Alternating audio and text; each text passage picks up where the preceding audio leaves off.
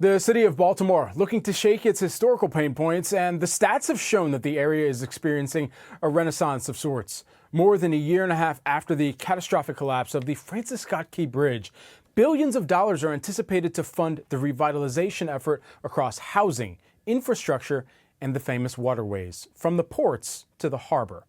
Joining me now to talk about this revival, we've got Baltimore Mayor Brandon Scott.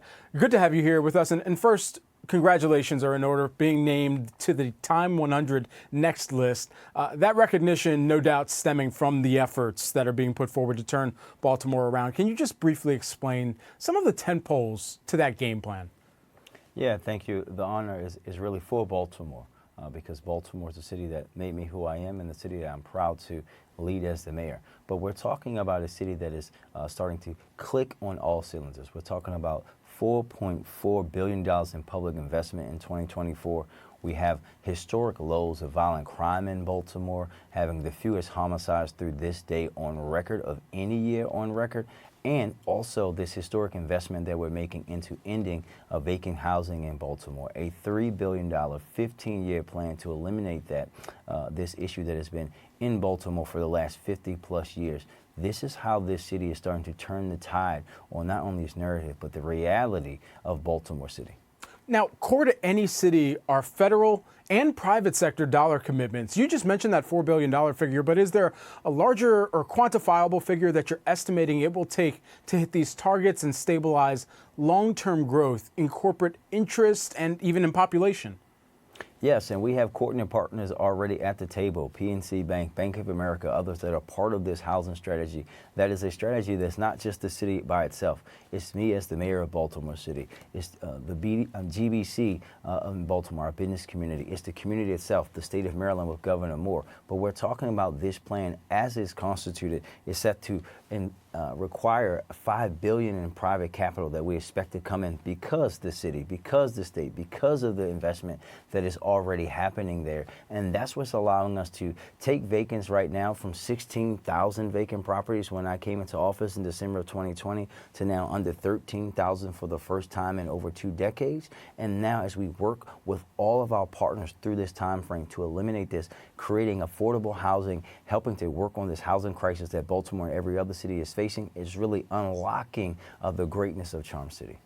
And Mayor Scott, last I checked here, Transportation Secretary Sean Duffy, he questioned the $1.8 billion budget estimate and the timeline for rebuilding the Francis Scott Key Bridge.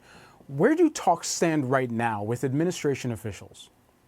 Well, I know my fabulous governor's team are leading that work. We know that the governor's team are moving at record pace to get this bridge rebuilt. But I want folks to be reminded that these funds were approved by Republicans and Democrats because this infrastructure tragedy that we saw has nothing to do with partisan politics. This is about making sure that one of the most important ports in these United States of America is able to operate at its full strength. If you bought a car in these United States of America, it probably came through this port. If you're a farmer in Midwestern or rural America, your equipment came through this port. And making sure this bridge gets built is about that and should not be about politics. Do you still believe that those efforts are on time? Yes, those efforts are on time, and they're on time, and they're doing it in a way that's making sure that we're doing it the right way and making sure that we're rebuilding the bridge the right way as quickly as possible, understanding this immense tragedy that we all went through.